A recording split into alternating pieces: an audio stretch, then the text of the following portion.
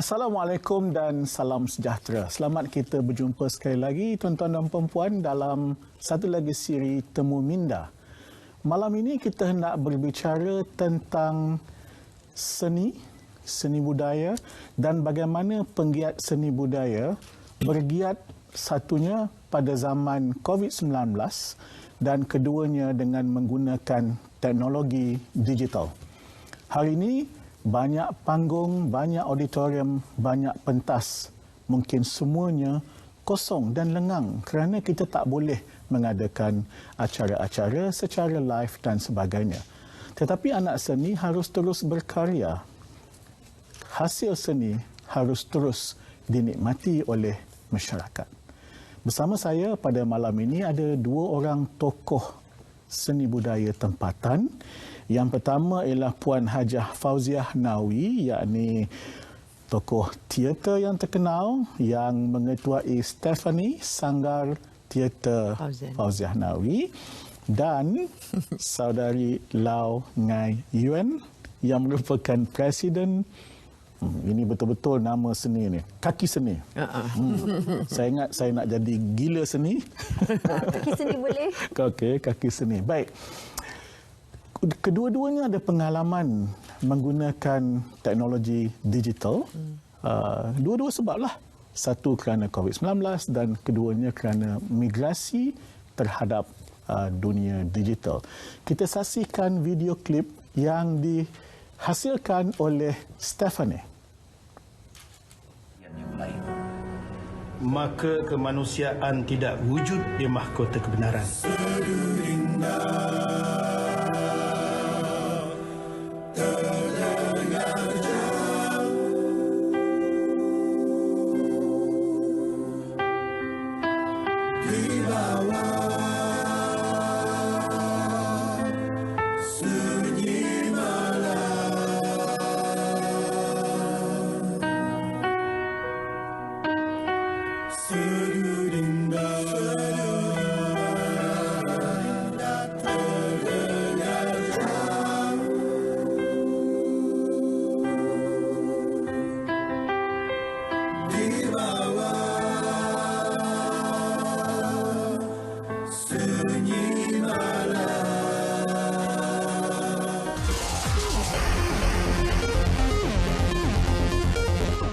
Itu adalah adegan pertarungan hantuah dan jebat.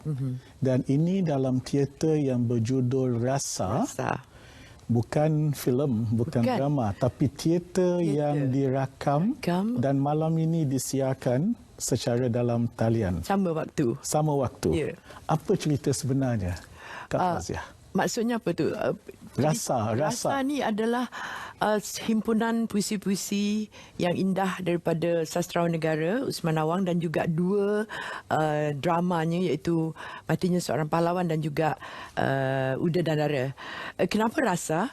Kerana di saat ini bila kita menghadapi COVID, berbagai-bagai rasa yang kita rasakan. Rasa tertipu dengan keadaan, rasa terperangkap dengan keadaan, rasa yang tidak ada harapan. Tetapi bagi saya sebagai seorang penggiat seni, rasa-rasa itu harus dikumpulkan dan dijadikan sebagai bahan yang sangat positif untuk kita terus maju. Dan apa yang perlu diadakan sekarang ialah kita kena pergi ke depan. Kita melakukan bila online itu adalah sesuatu yang memang terlalu janggal untuk orang-orang teater. Saya sendiri pada mulanya tidak boleh menerima. Tetapi akhirnya kita kena belajar. Kita kena belajar menerima keadaan. Harus bergerak atau kita hanya terus sedihkan diri kerana kita tak dapat buat apa-apa kerana COVID. Di situ saja kita dah kalah. Kan? Jadi rasa yang harus kita rasakan ialah untuk terus bergerak dalam apa keadaan pun sekalipun dan sentiasa mempunyai harapan yang sangat positif. Itu rasa. Ya. Jadi saya harap kita semua dapat tonton sama-sama secara dalam talian. Tiket RM33 sahaja. Boleh dibeli di mana? Di www.cloudtheatre.com/shows/rasa. Okey. Kita nak lihat satu lagi video klip yang ini kaki seni punya. Ya.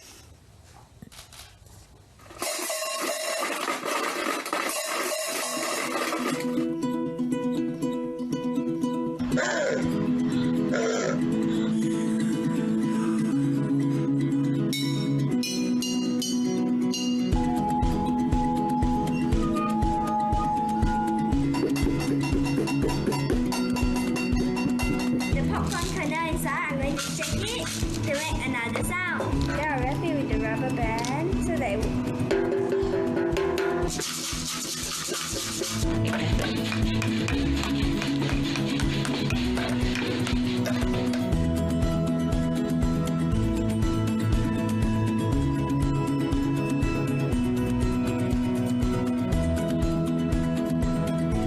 Nasi I will wish the bird died. The end.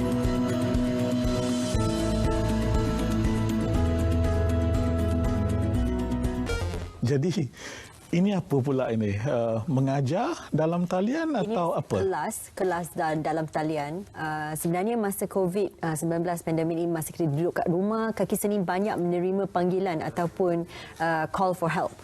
Apalah kita nak buat dengan anak-anak dekat rumah ni? Tak ada ke kelas ke? Tak ada ke kita mungkin ajak artis-artis buat sesuatu bersama dengan anak-anak? Sebab sekiranya tak ada pandemik, kita memang sebenarnya on ground. Kita memang bersama dengan anak-anak, sama ada di sekolah ataupun di luar sekolah, dan memberi mereka akses kepada penggiat seni untuk belajar kemahiran baru. Jadi masa kita kat rumah tu, ramai ibu bapa yang tertanya-tanya, apa lagi yang mereka boleh buat? Apa yang boleh mencetuskan sedikit kreatif, rasa kreatif, dan juga mungkin membolehkan mereka menjadi lebih produktif. Sebab itulah bila kita push out, bila kita mengisytiharkan dan juga mengumumkan, hey, kita akan buat seni kids, siapa nak join? Ramai je yang join. Dan bukan sekali, dia berminggu-minggu.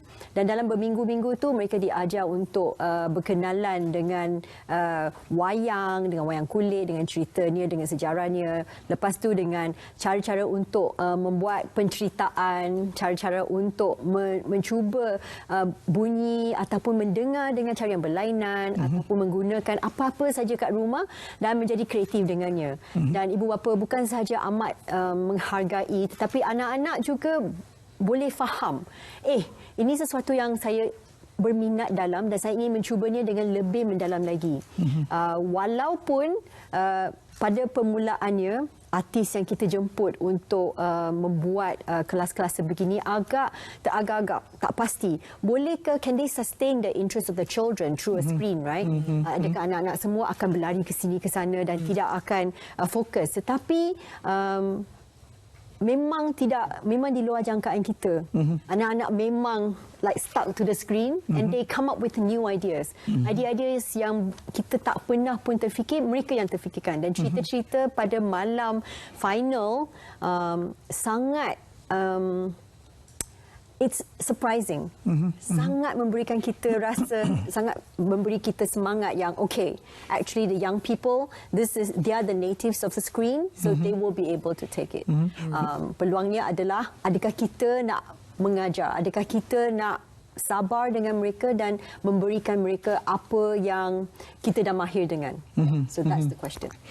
Dalam produksi Rasa, Puan menggunakan tenaga orang muda ramai. Ya, sebab Rasa ni saya memerlukan yang muda. So, saya is very physical, sangat physical. Sebab saya rasa bila on screen macam tu, maksudnya dia ambil secara macam TV punya production, dia punya emosi tu dia kena lebih besar daripada di pentas. Sebab saya kata walaupun kita shoot, tapi the essence of the theatre tu tak nak hilang.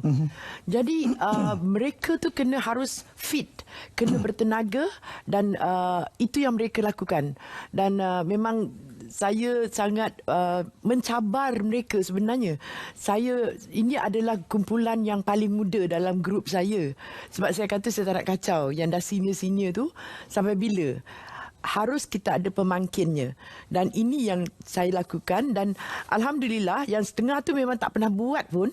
Ada setengah cuma buat drama TV ataupun filem. Bila pergi ke teater, mereka macam apa ni kan. Jadi saya suka buat ni dengan mereka sebab saya memperkenalkan mereka tentang kita punya literature kan, keindahan bahasa kita. Dan bila kita bercakap tentang bahasa itu sendiri, kita harus berbangga dengan naskah-naskah yang hebat daripada sastrawan negara-negara kita kan. Dan ramai rupanya yang tak faham. Macam Bentan, mereka terus sebut Bentan. Bentan lain. Bentan tu bengkak kan. So Bentan adalah satu negara. Dan bila kita bercakap Dan Nila Mangku Puan, dia ingat dia pangku perempuan. Tak, Puan tu adalah tempat yang disimpan sirih dan sebagainya. Berembang buah perdada tu apa? Jadi kita tunjuk. Baru macam, oh, macam ni bahasa Melayu. Kan, macam dipipiskan lada. Kenapa?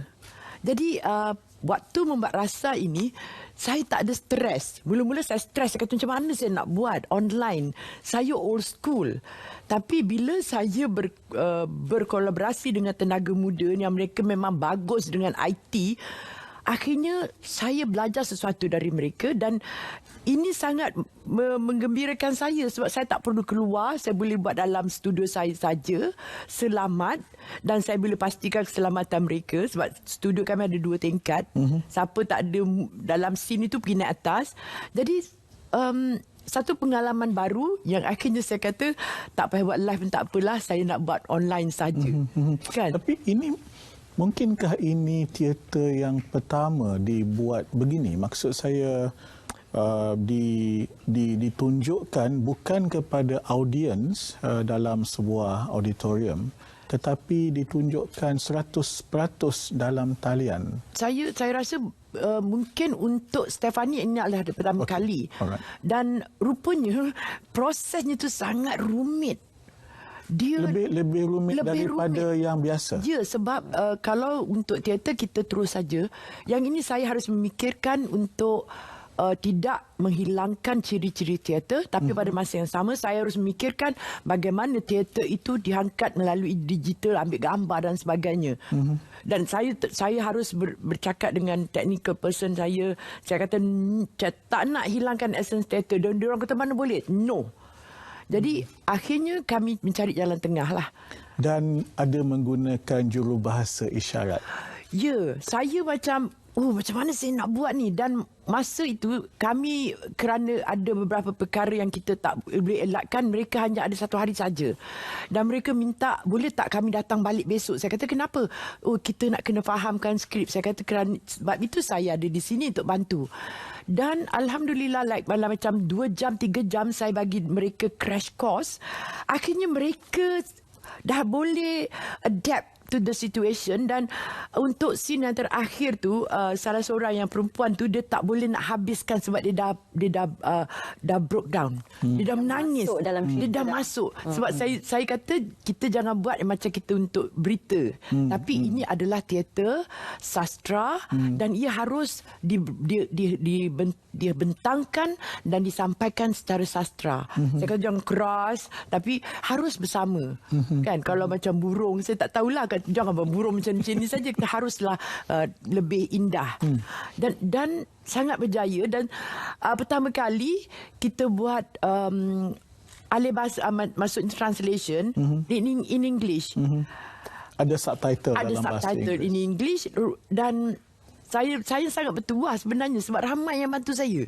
Kan, kalau nak dialih bahasa ataupun bagi subtitle dalam bahasa Inggeris tu, kerana sastra, puisi-puisi Melayu tu dia lain, dia memberi makna yang lain. Tetapi Alhamdulillah saya dapat bantuan daripada Fatimah Abu Bakar. Mula-mula dia buat macam tu saja. Lepas tu bila kami bagi dia video tu sekali, dia kata tak boleh macam ni. Dia kata dia ubah mengikut suasana yang kita buat.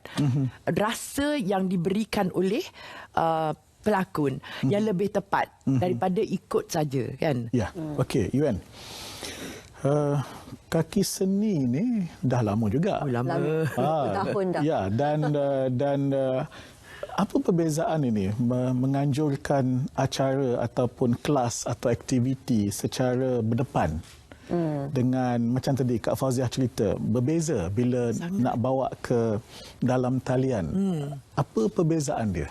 Sebenarnya kalau kita tengok daripada adegan-adegan rasa tadi, kita boleh lihat yang pergerakan kamera sebagai contoh dalam filem untuk televisyen sangat berbeza dengan cara yang digunakan oleh Kak Fauziah Nawi. Kak Fauziah akan gunakan dia dengan cuba jangan menyunting. That means we're not white shot dan mid shot, cut to close. Dia tak ada macam tu. Tetapi dia ikut dia punya pergerakan. Maknanya kamera tu menjadi sebahagian daripada teater. Dan sebenarnya menggunakan teknologi sebagai sebahagian daripada apa yang kita cuba nak katakan adalah sebahagian daripada apa yang sekarang penggiat-penggiat seni sedang cuba untuk memaksimalkan the potensi of the technology together with the storytelling. Bukan kesemuanya menjadi. Kita memang ada sesetengah shows yang kita tengok ataupun setengah pementasan yang kita tengok memang ini masih lagi tidak mencapai potensi maksimum dia. Tetapi kita juga ada nampak sedikit gara-gara yang memang theatre shows ataupun penceritaan yang memang sampai. Jadi penggunaan teknologi dalam teater, dalam seni persembahan adalah sesuatu yang sangat baru. Sebab sebelum ini kita memang berkeras. Kita berkeras kata kita punya specialty, kita punya keunikan kita adalah sebab orang datang, audience datang tengok kita secara live, secara langsung. Dan itulah rasa yang mereka nak. Tetapi dalam pandemik dan keadaan pandemik ni, perkara untuk datang tengok dan datang rasa, datang immersive experience is not there. So apa yang kita boleh buat supaya kita tidak terhenti, tetapi apa yang boleh kita buat untuk sentiasa ke depan, what we were saying just now. So cloud theatre bukan sesuatu yang baru. So cloud theatre, tetapi cloud theatre adalah baru sekarang. Maknanya sebelum ini kita memang dah ada Vimeo, ada banyak-banyak platform yang memang datang dengan Kaki Seni dan kata, hey Kaki Seni, apa kata kalau kita letakkan ke semua penceritaan ke teater yang pernah direkodkan ke dan kita masukkan dalam platform kita ni dan kita mainkan semula. And kita selalu for Kaki Seni dan kepada artis-artis all the time kita memang sangat defensif dan kita kata what? No, theater you must come live. What you watch on the screen for what? No. So kita memang selalu berkeras macam tu. Tetapi sekarang dengan cloud theater kita jadikan cloud theater pula sebagai sebuah platform, and cloud theater is an award-winning, is an Asian award-winning platform from Malaysia. So we're very proud. Dan mereka memberi peluang dengan hanya mengatakan ini memang pementasan, okay? This is not like your normal short film, is not your long format film, bukan. Ini memang teater dan ini memang seni persembahan. Jadi cara kita tengok pun kena membuka minda. Yang audience ni nak tengok pun kena fikir dulu. Dan apakah experience lain yang boleh kita buat. So dalam cloud theater tu dia ada lounge seperti sebelum tengok show. Mungkin bahan-bahan ini boleh membantu anda menjadi lebih imersif dengan experience yang akan datang selepas itu. Mungkin kita perkenalkan dahulu unsur-unsur yang akan diperkatakan dalam persembahan nanti. Ataupun kita mulakan dulu, tengok dulu. Mereka akan ada sesi teh. Dan dalam sesi teh tu boleh juga bawa teh sendiri dan bersama-sama kita minum teh katakan for 15 minutes sebelum kita masuk ke dalam persembahan. So mereka ada unsur-unsur sebegitu untuk membantu pengarah, membantu penggiat seni untuk memikirkan semula cara mereka nak persembahkan karya mereka kepada audience through the screen. So it's a very interesting technology and a very interesting concept that is beginning to only make sense to us right now. Jadi berbalik kepada rasa, dimulakan tayangannya malam ini untuk beberapa malam sampai 22 hari bulan. Okey. Selepas itu apa agaknya rancangan? Kami akan sambung balik sebab kami sangat berkeyakinan ini adalah perkara yang agak norma baru dan seperti kami yang mula-mula tak boleh terima, saya melihat juga yang mereka juga apa budak-budak ni kan Fauziah Nawi ni kenapa ni dengan Kaki Seni buat online ni. Jadi kita juga harus memahami perasaan mereka. Jadi mungkin lambat tapi saya sangat positif benda ini akan berterusan kerana semua orang harus pergi kepada proses ini jika nak berkembang dan jika nak mencari kelangsungan hidup. Kita tak boleh asyik nak mengeluh dan tak boleh buat apa-apa. Dan akhirnya saya kata okey, macam saya kata okeylah saya buat juga. Tak boleh dah. Dah tak boleh. Nak pergi syuting pun banyak perkara-perkara yang mesti sampai saya rasa macam saya dah rimas kan. Pergi semua orang masih lagi nak bersalam-salam sampai saya sedangkan SOP tak benarkan. tak boleh. Jadi saya nampak jadi macam orang yang sangat keras. Saya macam jangan salam saya. Saya terus macam ni je, terus tak nak kan. Jadi pada saya ini yang paling selamat buat masa ini. Dan pada masa yang sama semua orang belajar. Bila kita ada teknologi yang tinggi, kenapa kita tidak pergi dan untuk menambah nilai kepada apa yang ada sekiranya terjadi seperti apa yang sekarang berlaku. Ada ramai juga penyanyi kita bila RTM buat program nyanyi dari rumah, tiba-tiba kena belajar bagaimana nak gunakan peranti dan sebagainya untuk menyanyi dari rumah. Sebab itu saja job yang ada dan itu saja cara untuk RTM misalnya mendapatkan konten yang baru, kandungan yang baru. Kalau tidak, dia asyik recycle yang lama dan itu cukup berjaya. Jadi sama macam Puan Fauziah lah, belajar untuk menggunakan macam saya pernah buat teknologi. iklan kan, waktu itu memang tak boleh buat apa-apa. Apa yang diorang lakukan ialah memberikan saya arahan melalui telefon.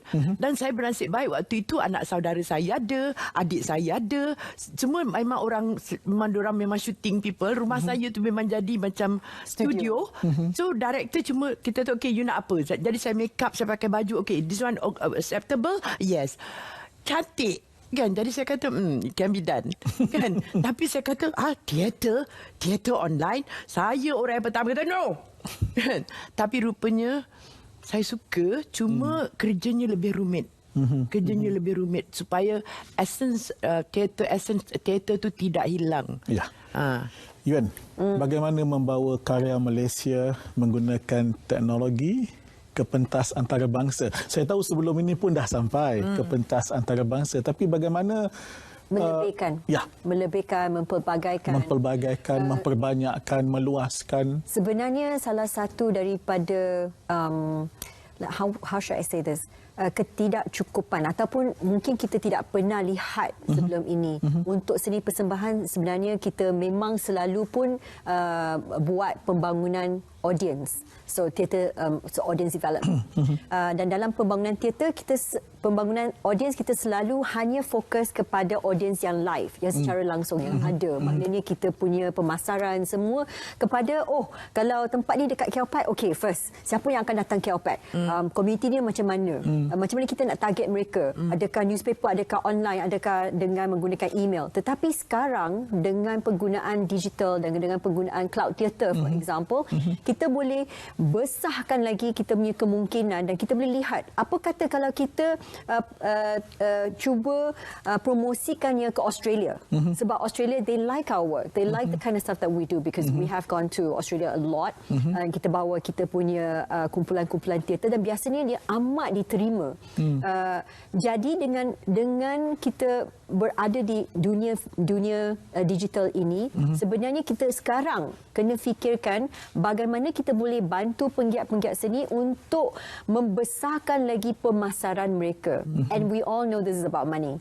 So bagaimanakah kita boleh bekerjasama dengan sama ada dengan platform ataupun dengan media yang sedia ada ataupun dengan pemasaran yang sedia ada, seperti katakan kalau kita boleh ceritakan mengenai kelebihan Malaysia menggunakan katakan bajet tourism katakan, tetapi memperluaskan audience yang boleh melihat kelebihan Malaysia melalui teater dalam talian. I think that's an interesting concept. That's something that we memang boleh buat dan boleh look into dengan betul-betul terperinci.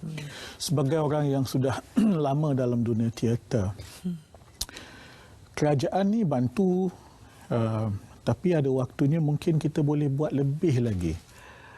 Memanglah saya sentiasa merasakan kerja kami ini harus mendapat sokongan dan bantuan dari pihak kerajaan. Seperti macam dia bagi kita geran. Macam saya pernah dihantar oleh kementerian untuk pergi kepada bengkel pengurusan seni macam di Korea Selatan. Mereka dikenal pasti siapa orang yang membuat teater ni dan sebagainya. Mereka dikenal pasti dan diberikan grant. Dan dari situ perkembangannya dilihat dan dikawal rapi.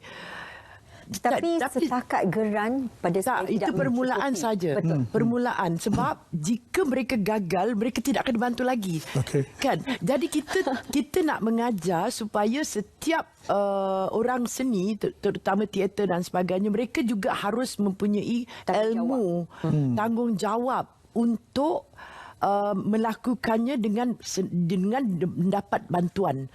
Jika tidak ada bantuan, payah. Sebab segala-galanya adalah keuangan. Jadi kita nak pergi jauh tu memang susah. Tapi dengan adanya digital ini, saya sangat positif benda ini akan boleh pergi international level. Tetapi bagi saya dia bukan sahaja support ataupun sokongan dari segi geran ataupun kewangan. Saya rasa yang tidak boleh dibuat oleh seorang penggiat seni adalah untuk mewujudkan satu ekosistem yang cukup kuat. Ekosistemnya kena ada siapakah dalam saluran pipeline talent. Kita perlu fikirkan siapakah penerbitnya. Kita kena fikirkan siapakah yang membeli idea ini dan menjadikannya sebagai transmedia, katakan, untuk menghasilkan lebih keuntungan dan lebih profit, for example, untuk membuat, katakan, siri kedua, siri ketiga, katakan. Kita perlukan mereka untuk bukan sahaja membuat pengurusan seni tetapi memanjangkan riwayat setiap daripada hasil karya yang dibuat oleh penggiat seni. So ekosistem tu kena ada. Kita kena ada investors, bukan sahaja kerajaan tetapi yang lain. Siapa lagi yang akan terlibat dalam ini? Mungkin kolaborasi dengan penggiat-penggiat seni negara lain. Mungkin kita kena betul-betul serius. Pelannya kena jangka panjang. Dia kena serius. 10 tahun ni kita akan jadikan daripada dunia seni dekat Malaysia ni daripada A sampai D. Kat mana tu? Di manakah kita nak pergi? Semua tu, lepas tu ekosistem tu baru boleh nak membina. Dan benda-benda ni tidak boleh dibuat oleh seorang penggiat seni. Walaupun kita bagi di grant banyak macam mana pun, yang ini tidak mencukupi. So it is important untuk kerjasama di antara penggiat seni, di antara pengeluar-pengeluar seni, produk-produk seni, di antara kerajaan, di antara mereka yang berminat and also have a stake and have their skin in the game for this, untuk melihat kejayaan seni persembahan di Malaysia. Maknanya sebagai orang seni, dia kena belajar pengurusan, dia kena belajar marketing, dia kena ada networking. Ini yang sangat penting. Dan juga orang kata mencari, kita kena ada R&D. Yang ini yang saya rasa agak kurang. Tapi sekarang sudah mula dilakukan. Jika ini tidak ada, memang kita tak bagi banyak duit macam mana pun boleh habis. Daripada saya, dia harus dikenal pasti siapa orangnya. Dan dia harus dimonitor oleh pihak katalah kerajaan dan sebagainya. Dan kerjasama tu mesti kena ada, macam Yuan kata. Dia tak boleh harap kerajaan saja. Setiap rakyat Malaysia, siapa saja yang ada di sini harus membantu. Kerana kesenian itu adalah maruah negara. Sastera itu adalah maruah negara kita. Dan bagi saya, kita bukan sahaja nak lihat karya yang dihasilkan, tetapi juga yang dihasilkan menggunakan teknologi, tetapi kita juga nak penggiat seni yang membuat sesuatu yang menghasilkan teknologi, yang menghasilkan platform teknologi untuk membolehkan lebih penggiat seni mencuba yang baru, seperti dengan AR, dengan VR, dengan mixed reality. Semua tu sebenarnya boleh digunakan dan belum lagi dihabiskan. Kita belum lagi cuba dengan semuanya. So it's very sangat, baru sikit sangat, terlalu sedikit kan, terlalu sedikit. Dan ini adalah satu perkara yang sangat besar yang harus kita hadapi sekarang. Okay. Saya punya time dah nak habis pun. So I just I just hope yang baru ni, yang baru-baru. That's why saya suka the young blood masuk. So we need all the engineers, we need all these people. Bukan orang seni saja. Semua orang seni tu kena fikirannya sangat besar. Baik, kita memang mempunyai satu diskusi yang sangat mendalam dan sangat panas.